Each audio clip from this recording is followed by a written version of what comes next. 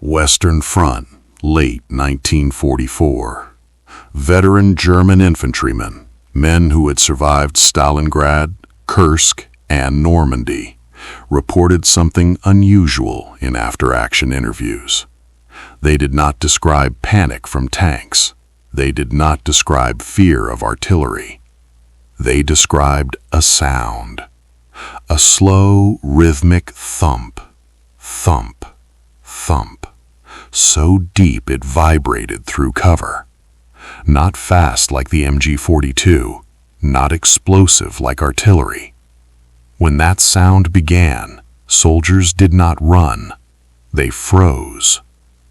German field reports and post-war testimonies would later describe an American weapon they considered unsportsmanlike, barbaric, and a meat grinder. It could tear through trees, collapse brick walls, kill through cover once considered safe.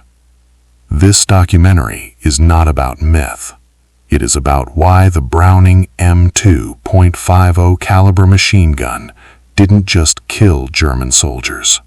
It erased their idea of survival. To understand why Germans use the word barbaric, we must first understand how they thought war was supposed to be fought. German doctrine viewed the machine gun as a tool of control, not annihilation. The MG-34 and MG-42 were designed to dominate ground through speed, pinning enemies in place while maneuver units closed in. It was violent, but predictable. American doctrine was different. The U.S. Army did not believe in fair firefights. It believed in overwhelming firepower, applied relentlessly until resistance collapsed. When German soldiers encountered the Browning M2, they assumed it served the same role as their own heavy machine guns. They were wrong. The M2 was not there to suppress. It was there to erase terrain itself, and with it, the illusion that cover meant safety.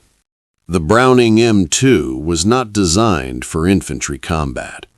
When John Moses Browning finalized the .50 BMG cartridge in 1921, it was intended to defeat aircraft and armored vehicles, not men behind trees. The round weighed over 115 grams, traveling at nearly 2,900 feet per second. When it struck, it did not behave like rifle fire. German soldiers learned, often fatally, that trees shattered instead of stopping it. Brick exploded. Half-tracks were penetrated. German medics reported wounds that did not resemble gunshots. Limbs were destroyed, organs ruptured without direct impact. The Germans had a word for it: Fleischwolf, meat grinder. Not because of brutality, but because there was no defense once it began firing. By late 1944, German infantry manuals still taught the value of natural cover: trees, walls, earthworks. The M2 rendered those lessons obsolete. Veterans later described something worse than casualties. They described certainty, the certainty that once the .5 opened fire, movement became irrelevant. This was not fear of death. It was the realization that no decision improved survival odds. U.S. forces mounted the M2 on everything: jeeps, trucks, half-tracks, bomber turrets, and fighter aircraft. It followed German troops everywhere, and soon they stopped calling it a machine gun. They called it an execution device. The widespread presence of the M2 was not an accident. After early lessons in North Africa in 1942, U.S. Army planners reached a conclusion few other armies accepted. Mobility meant nothing with overwhelming firepower at the point of contact. Instead of reserving heavy machine guns for static defense, American units distributed them aggressively. Company commanders mounted M2s on jeeps, trucks, and half-tracks, not because regulations demanded it, but because the battlefield rewarded it. A single .5 could dominate crossroads, roads, and retreat routes, not by accuracy, but by denial. German reports increasingly complained that American positions could not be felt out. The first probing squad often ceased to exist. German infantry doctrine relied on choices: advance, withdraw, flank, take cover. The M2 removed those choices. Unlike rifle or MG fire, the .50 BMG did not rely on direct hits to incapacitate. Its mass and velocity transferred energy violently into whatever it struck. German medical personnel documented catastrophic trauma even when soldiers were shielded by walls or trees. Limbs were destroyed by secondary fragmentation. Internal injuries occurred without visible entry wounds. This was not mystical. It was physics. Cover stopped being protection. It became fragmentation. German machine guns suppressed. American heavy machine guns cleared. The difference mattered. Wehrmacht veterans later recalled that MG-42 fire could be endured, terrifying but finite. The M2 was different. Once it began firing, American units did not maneuver under its cover. They waited. They waited until resistance collapsed or movement stopped entirely. This was not brutality for its own sake. It was a doctrine designed to end contact decisively, faster, with fewer American casualties. German soldiers understood this. That understanding is where the word barbaric began to appear. Survivors remembered the sound long after the war. Not rapid like the MG-42, but slow, deliberate, each shot distinct. German soldiers learned that this rhythm meant the gunner was not panicking. He was aiming. The sound followed retreat routes, supply roads, and fallback positions. And then, in 1944, it began to come from the sky, the same weapon, the same round, mounted 6 and 8 at a time. Only now, there was nowhere left to hide. By mid-1944, the Browning M2 had moved beyond ground combat. The U.S. Army Air Forces mounted it on fighters not as a secondary weapon, but as the primary one. The P-47 Thunderbolt, entering full operational dominance after D-Day, carried 8 50-caliber machine guns, firing in tightly converged streams. German pilots initially dismissed the Thunderbolt as clumsy. On the ground, German soldiers learned otherwise. The same round that shredded trees now descended at over 400 miles per hour, striking vehicles, rail lines, fuel convoys, and troop concentrations. Strafing runs did not need accuracy. The density of fire was enough. After June 1944, German movement in daylight began to collapse. This was not due to bombing alone. Fighter bombers armed with M2s made every road a killing zone. Supply trucks were abandoned at the first sound of approaching engines. Columns dispersed into ditches, often too late. German quartermasters reported fuel losses not from explosions, but from shredded tankers bleeding onto roads. A .50 caliber round did not need to destroy a vehicle. It only needed to make it unusable. The Wehrmacht still had men, still had weapons. What it increasingly lacked was movement. Post-war interviews with German veterans reveal a consistent theme. The weapon was not hated for killing. War already did that. It was hated because it removed reciprocity. German soldiers used the word unsportlich, unsportsmanlike, not because it violated laws of war, but because it violated expectations. The M2 could engage targets that could not engage back, from ranges where return fire was meaningless, behind cover that no longer worked. The complaint itself revealed the truth. The Browning M2 had shifted combat from contest to outcome. The ultimate expression of the M2's role came mounted 4 at a time. The M16 multiple gun motor carriage, known simply as the Quad 50. Designed for air defense, it found its true purpose on the ground. 4 M2s firing together did not suppress. They erased. German units encountering Quad 50s reported entire tree lines collapsing under fire. Attacks halted instantly. Not because of casualties alone, but because there was no tactical response left. Veterans remembered one conclusion. When the Quad 50 opened up, the fight was already over. No German weapon of the Second World War is more famous than the MG-42.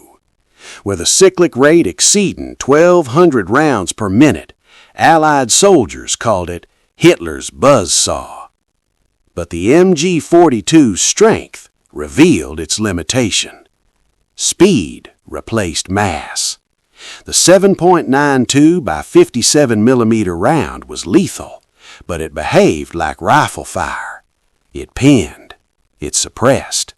It did not rewrite terrain. German soldiers could maneuver under MG-42 fire. They could not maneuver under a .5. This is why the MG-42 became legend, and the M2 became procedure. American commanders did not praise the M2 for brutality. They praised it for efficiency. The U.S. Army entered the war with one overriding lesson from World War I. Manpower was precious. Firepower replaced attrition. A single M2 could achieve what previously required artillery or multiple rifle platoons. German veterans noticed the pattern. Americans did not rush positions, they destroyed them. This was not excess, it was design. The fewer Americans exposed to return fire, the faster battles ended. German medical reports from late 1944 described injuries that did not align with existing treatment protocols. The problem was not lethality alone, it was unpredictability. Wounds caused by .50 caliber fire often involved catastrophic internal trauma without proportional external damage. Field surgery became ineffective. Evacuation delays proved fatal. Medics reported a psychological impact as well. Soldiers exposed to M2 fire were often unwilling to return to the front, not from fear, but from understanding. They had learned that survival no longer depended on skill or courage. When German soldiers used the word barbaric, they were not making a legal argument. The M2 did not violate conventions of war. It violated expectations. German doctrine assumed symmetry, that each side fought with incomparable limits. The Browning M2 shattered that assumption. It extended the battlefield beyond return fire, beyond cover, beyond maneuver. The accusation revealed something deeper than outrage. It revealed shock at encountering a form of war that did not seek contest, only conclusion. When the war ended in 1945, most weapons followed it into history. The MG-42 evolved, but it did not endure. The Browning M2 did. Not because of nostalgia, but because no other weapon replaced its role. Modern armies still face the same problem: how to dominate space without exposing soldiers. The M2 remains the simplest answer ever built. Heavy enough to deny terrain, flexible enough to move, reliable enough to trust. And so it stayed, not as a relic, but as a solution. There was an irony German soldiers rarely voiced openly. The same army that introduced unrestricted submarine warfare, pioneered strategic terror bombing, and normalized industrialized killing, now objected to a machine gun for being barbaric. The complaint was not hypocrisy. It was disorientation. The Browning M2 represented a form of war Germany had not prepared for, a war that prioritized outcome over engagement. The accusation revealed something unintended. The weapon worked so well that it forced the enemy to question the rules they believed still applied. Critics have argued that the .50 caliber was no more dangerous than artillery, rockets, or bombs. Technically, they are correct. Artillery killed more, bombs destroyed more, but they did not do what the M2 did. The Browning M2 operated at the human scale of combat, visible, audible, and relentless. Soldiers could hear it searching, adjusting, closing distance. Artillery arrived suddenly. The M2 stayed. And that permanence is what altered behavior, morale, and movement in ways explosives never could. Since 1933, armies have tried to replace the Browning M2. They have failed. Newer weapons were lighter, but less durable. Faster, but less decisive. More complex, but harder to trust. The M2 required no reinvention. It answered a problem that never disappeared: how to dominate ground without sacrificing soldiers. From Normandy to Korea, Vietnam, and beyond, the same solution endured. Not because it was feared, but because it worked. In war, fairness is rarely remembered. Outcomes are. The Browning M2 did not win the Second World War, but it changed how parts of it were fought. It removed assumptions. It collapsed defenses. It replaced negotiation with inevitability. German soldiers called it barbaric, not because it was cruel, but because it ended arguments they could not answer. And that is why, a century later, the MG-42 rests behind glass, while the M2 still waits, loaded, wherever armies decide that a fight must end.